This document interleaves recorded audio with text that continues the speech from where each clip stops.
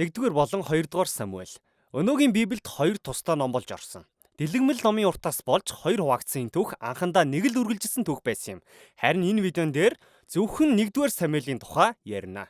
Израильчууд Египтээс гарч ирээд Синай ууланд эзэнтэй гэрээ байгуулсан бөгөөд явн явсаар амлагдсан нутагтаа ирсэн. Тэнд ирээд тэд бурхан эзэнд дуулууртай байж түүний гэрээг дагах ёстой байв. Гэвч Израильчууд тэгж чадаагүйг Самуэлийн өмнөх ном болох Шүүгчид номоос харж болно. Ёс зүйн хувьд шүүгчид хангалтгүй байсан бөгөөд Израильд илүү ухаалаг, үнэнч удирдагчид хэрэгтэй байв. Самуэль ном үүнд хариулдаг.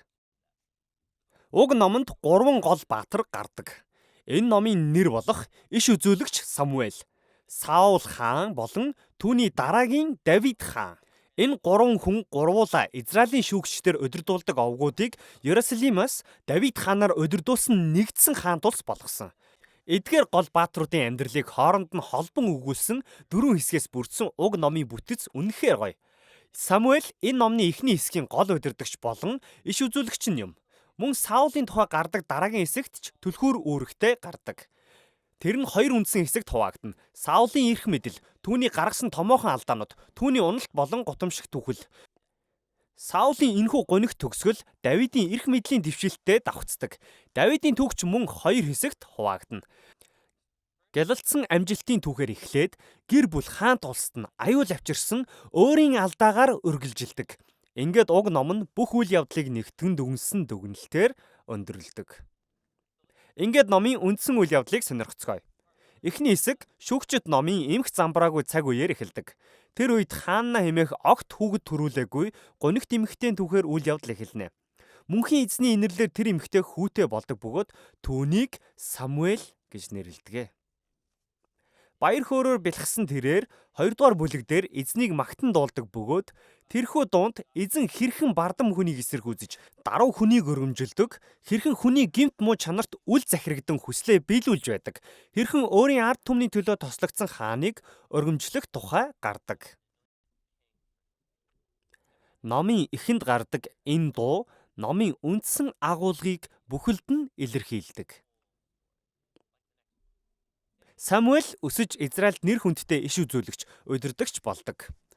Энэ үед Филистүүд Израилийн хүчирхэг дайсан болон замл хийлнэ.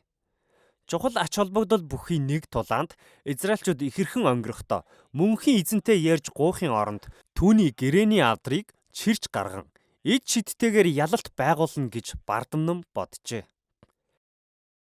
Гэвч тэд ялагдаж гэрээний авдраач алддаг. Филистүүд гэрээний авдрыг Дагон хэмээх шүтээнийхээ дуганд авчирав. Израилийн эзэн бурхан ямар ч цэрэг айрам хэрэглэхгүйгээр өвчин тахал илгэн Филистүүд болон тэдний бурхтыг ялдаг. Ингээд Филистүүд авдрыг Израиль руу буцаав. Хамгийн гол нь эзэн бол ид шид биш. Филист болон Израиль нь хамаагүй. Тэр бардам занг эсэргүүцдэг. Гэрээний дагуу ирэх сайн сайхныг хүртэхийн тулд Израильчууд даруй бөгөөд үнэнч байх ёстой. Ингээд дараагийн үндсэн хэсэг эхэлнэ. Израильчууд Самуэль дээр ирж "Бусад улстай адилхан хаантай болмоор байна. Хаан томилж өг" гэцгээв. Самуэль их уурлаж эзнээс асуув.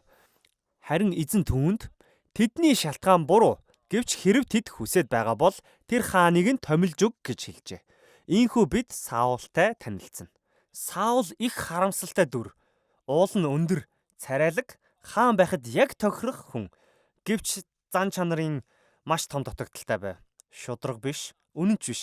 Алдаагаа хүлээн зөвшөөрдөггүй. Энэ зангаасаа болж урууддаг. Хид хідэн тулаанд ялдагч өөрийн зан чанараасаа болоод эзний үгийг зөрчин хаан байх эрхээ алддаг. Тиймээс нас өндөр болсон Самуэль Саул болон Израилийг буруутган мөнхийн эзэнд үнэнч даруй хаан л тэдэн сайн сайхныг авчирна. Эс бөгөөс хаадууд чинь та нарын дээр зовлон авчрах болно гэж сануулв. Тэгээд Саулд хандан эзэн өөр хүнийг хаанаар өргөмжлөн гэв. Саулын уруудалт эндээс эхэлдэг. Эзэн харин шинэ хааныг өргөмжлөх ажлаа эхлүүлсэн байв. Хэний ч нүдэнд үл өртөх Давид хэмээх хончин хүү. Хаан байх магадлал хамгийн багатай нэгэн. Гэвч Давид Голиат хоёрын түүхээс харвал эзэн түүний гадаад байдлыг биш, харин Израилийн эзэнд найддаг хитийдсэн итгэлээс нь болж сонгосон нь илэрхий. Ханагийн дууны үзэл санаа энд харагддаг. Бардам ихэрхүү Саул Голиат зэрэг нь дороотож, харин даруй Давид өргөмжлөгддөг. Эндээс Саул айжмаар солиоролд автан унаж, харин Давидын нэр алдар өсдөг. Давид Саулын цэргийн жанжин болж бүх тулаанд ялж бүх магтаалыг хүртэж байв. Саул Давидыг атаархан түүнийг алахаар мөшгөж байв. Гэвч Давид буруу зүйл хийсэнгүй. Зугтаж нуугдаад хүлээдэг байлаа. Саулыг алах боломж нэг биш удаа гарсан ч тэр ашиглаагүй юм. Энэ бол түүний жинхэнэ мөн чанар нь байв. Саул хэдий ёрын муу хүн болсон ч эзэн өөрийн ард түмэндээ сайн хаан өгнө гэж тэр итгэж байлаа. Дуулал номны олон дуунууд Давидын амьдралынхаа энэ үед бичсэн дуунууд байдаг. Найдан итгэж байгаагаа илэрхийлсэн дуунууд юм. Номын маань энэ хэсэг Филистүүдтэй хийсэн тулалдаанд Саулын гунигт үхлээр өндөрлөдөг. 1-р Самуэль ном Библиэлд гардаг хамгийн сонирхолтой түүхийг хөөрнөж байдаг. Гол бааtruуд нь маш бодиттой дүрслэгдсэн.